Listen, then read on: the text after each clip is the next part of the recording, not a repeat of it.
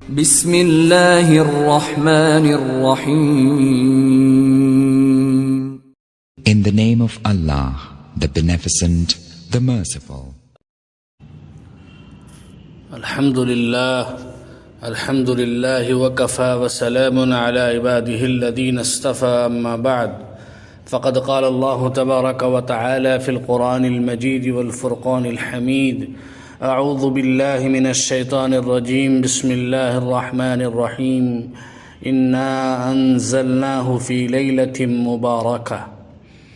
وقال النبي صلى الله عليه وسلم إذا كانت ليلة النصف من شعبان فقوموا ليلها وصوموا يومها. صدق الله العظيم وصدق رسوله النبي الكريم ونحن على ذلك من الشاهدين والشاكرين. محترم حضرات، اسلامی کیلنڈر کے مطابق شعبان المعظم 8واں مہینہ ہے جو رجب المرجب اور رمضان المبارک کے درمیان واقع ہوتا ہے. احادیث کی روشنی میں یقیناً یہ مہینہ بہت سی فضیلتوں کا حامل ہے. اسی لیے رمضان المبارک کے بعد رسول اللہ صلی اللہ علیہ وسلم سب سے زیادہ روزے اسی مہینے میں رکھتے تھے. چنانچہ بخاری اور مسلم شریف کی روایت ہے، حضرت عائشہ رضی اللہ عنہا فرماتی ہیں کہ میں نے رمضان کے علاوہ رسول اللہ صلی اللہ علیہ وسلم کو کبھی پورے مہینے کے روزے رکھتے نہیں دیکھا شعبان کے سوا. تقریباً اس کے پورے دنوں میں آپ صلی اللہ علیہ وسلم روزے رکھا کرتے تھے. اسی طرح ترغیب و ترہیب والی روایت کے مطابق حضرت عائشہ رضی اللہ عنہا فرماتی ہیں کہ رسول اللہ صلی اللہ علیہ وسلم شعبان کے تقریباً مکمل مہینے میں روزہ رکھتے تھے. میں نے پوچھا کہ آپ صلی اللہ علیہ وسلم کو شعبان کے روزے بہت پسند ہیں؟ تو رسول اللہ صلی اللہ علیہ وسلم نے فرمایا کہ اللہ تعالیٰ اس سال انتقال کرنے والوں کے نام اس ماہ میں لکھ دیتا ہے. میری خواہش ہے کہ میری موت کا فیصلہ اس حال میں ہو کہ میں روزے سے رہوں. دوسری احادیث میں شعبان کے آخری دنوں میں روزہ رکھنے سے منع فرمایا گیا ہے تاکہ اس کی وجہ سے رمضان المبارک کے روزے رکھنے میں دشواری نہ ہو. تو محترم حضرات، اس طرح کی متعدد احادیث کی روشنی میں اس بات کا پتہ چلتا ہے کہ شعبان کا مہینہ یقیناً بہت سی فضیلتوں والا مہینہ ہے. اس مہینے کے آخری 2-3 دن کے علاوہ اس ماہ میں زیادہ سے زیادہ روزہ رکھنا چاہیے. اس مہینے کی 15ویں رات کو شب برات کہا جاتا ہے، جو 14 تاریخ کے سورج غروب ہونے سے شروع ہوتی ہے اور 15 تاریخ کے صبح صادق تک رہتی ہے. شب برات فارسی زبان کا لفظ ہے جس کے معنی ہے نجات پانے کی رات. چونکہ اس رات میں بے شمار گناہوں کی مغفرت کی جاتی ہے، اس لیے اس رات کو شب برات کہا جاتا ہے. اس رات کی فضیلت کے سلسلے میں قدیم زمانے سے علماء کے درمیان اختلاف چلا آ رہا ہے، لیکن تحقیقی بات یہ ہے کہ اس رات کی فضیلت کا مکمل انکار کرنا صحیح نہیں ہے. کیونکہ بعض مشہور و معروف مفسرین مثلا حضرت اکرمہ رضی اللہ تعالی عنہ نے تو قرآن کی آیت انا انزلناہ فی لیلۃ مبارکہ سے شعبان کی 15ویں رات یعنی شب برات مراد لی ہے. ہر زمانے کے مشہور و معروف مفسرین نے اپنی اپنی تفسیروں میں حضرت اکرمہ رحمہ اللہ کی تفسیر کو ذکر کیا ہے. اگرچہ جمہور علماء کی رائے میں اس آیت سے شب قدر مراد ہے، مگر قابل غور بات یہ ہے کہ اگر شب برات کی کوئی حقیقت نہ ہوتی تو مشہور و معروف مفسرین اس آیت کی تفسیر میں حضرت اکرمہ کی تفسیر کا ذکر کیوں کرتے، بلکہ اس کی مخالفت کرتے.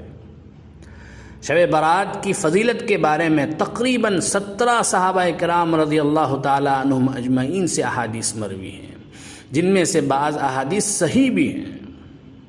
اگرچہ بعض احادیث کی سند میں دوسری احادیث کی سند میں ضعف ہے، لیکن کم از کم قابل استدلال ضرور ہے. نیز امت مسلمہ کا شروع زمانے سے اس پر معمول بھی چلا آ رہا ہے۔ لہذا ان احادیث سے ثابت ہوا کہ شعبان کی فضیلت کا انکار درست نہیں ہے۔ شعبان کی شب برات کی فضیلت کے متعلق بعض احادیث پیش کی جاتی ہیں۔ طبرانی کی روایت ہے، حضرت معاذ ابن جبل رضی اللہ تعالیٰ عنہ فرماتے ہیں کہ رسول اللہ صلی اللہ علیہ وسلم نے فرمایا، اللہ تبارک و تعالیٰ شعبان کی 15ویں رات کو تمام مخلوق کی طرف تجلی فرماتا ہے اور مشرک اور بغض رکھنے والوں کے سوا سب کی مغفرت فرما دیتا ہے۔ اسی طرح بیہقی کی روایت ہے، حضرت عائشہ رضی اللہ عنہا فرماتی ہیں کہ میں نے ایک رات رسول اللہ صلی اللہ علیہ وسلم کو اپنے پاس نہ پایا، تو میں آپ صلی اللہ علیہ وسلم کی تلاش میں نکلی۔ آپ جنت البقیع میں تشریف فرما تھے۔ آپ صلی اللہ علیہ وسلم نے مجھے دیکھ کر فرمایا، یا عائشہ، کیا تمہیں ڈر تھا کہ اللہ اور اس کا رسول تم پر ظلم کریں گے؟ میں نے عرض کیا، یا رسول اللہ، مجھے خیال ہو گیا تھا کہ آپ دوسری ازواج مطہرات کے پاس تشریف لے گئے ہوں گے۔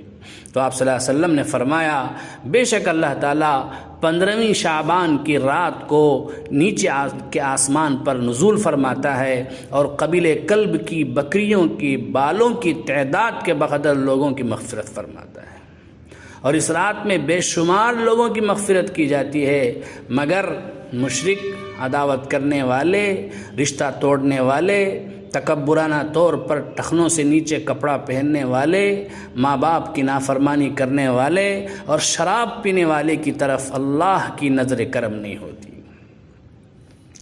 اسی طرح سے حضرت علی بن ابی طالب رضی اللہ تعالیٰ عنہ سے روایت ہے کہ رسول اللہ صلی اللہ علیہ وسلم نے فرمایا، اذا كانت لیلۃ النصف من شعبان فقوموا لیلہا وصوموا یومہا، کہ جب شعبان کی نصف شعبان کی رات ہو، یعنی شب برات ہو، تو اس رات کو نماز پڑھو اور اس کے دن میں یعنی 15ویں تاریخ کو روزہ رکھو۔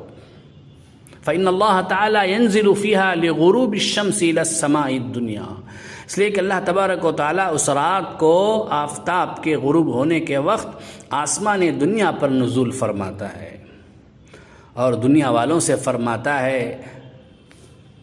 الا من مستغفر فاغفر لہ، ہے کوئی بخشش مانگنے والا کہ میں اسے بخشوں، الا من مسترزق فارزقہ، ہے کوئی روزی مانگنے والا کہ میں اسے روزی عطا کروں، الا مبتلا فاعافیہ، ہے کوئی مصیبت میں گرفتار کہ میں اسے عافیت عطا کروں، الا کذا الا کذا حتی یطلع الفجر۔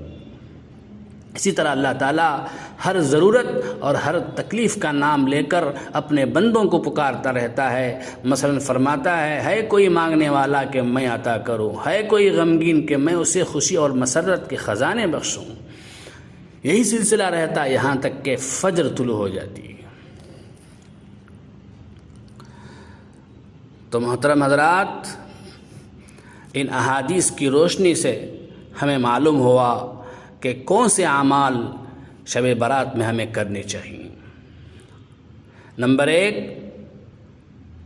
ہمیں چاہیے کہ خاص طور پر عشاء اور فجر کی نمازیں وقت پر ادا کرنے کی کوشش کریں، جماعت کے ساتھ ادا کرنے کی کوشش کریں۔ نمبر 2، توفیق کے بقدر، استطاعت کے بقدر نفل نمازیں، خاص طور پر تہجد کی نماز پڑھنے کی کوشش کریں۔ نمبر 3، اگر ہو سکے تو صلاۃ التسبیح پڑھیں، انفرادی طور پر، جماعت کے ساتھ نہیں۔ نمبر 4، زیادہ سے زیادہ قرآن پاک کی تلاوت کریں۔ نمبر 5، زیادہ سے زیادہ اللہ کا ذکر کریں۔ نمبر 6، اللہ سے خوب دعائیں مانگیں، خاص کر اپنے گناہوں کی مغفرت مانگیں۔ نمبر 7، کبھی کبھی شب برات کے موقع پر قبرستان جائیں، اپنے لیے اور اپنے رشتہ داروں کے لیے دعائیں مغفرت کریں، لیکن ہر شب برات کو قبرستان جانے کا خاص اہتمام کرنا اچھی بات نہیں ہے، کیونکہ پوری زندگی میں نبی اکرم صلی اللہ علیہ وسلم سے صرف ایک مرتبہ اس رات میں قبرستان جانا ثابت ہوتا ہے۔ اسی طرح شب برات میں پوری رات جاگنا بھی کوئی ضروری نہیں، آسانی سے جتنا بھی ممکن ہو عبادت کریں، لیکن یاد رکھیں کہ ہماری وجہ سے کسی بھی شخص کو تکلیف نہیں ہونی چاہیے۔ 15ویں تاریخ کا روزہ، اس کا کیا حکم ہے؟ شب برات کی فضیلت کے متعلق بہت سی احادیث موجود ہیں، مگر شب برات کے بعد آنے والے دن کے روزے کے متعلق صرف ایک ضعیف حدیث موجود ہے۔ لہذا شعبان کے مہینے میں صرف اور صرف 15ویں تاریخ کے روزے رکھنے کا بہت زیادہ اہتمام کرنا یا اس دن روزہ نہ رکھنے والے کو کمتر سمجھنا صحیح نہیں ہے۔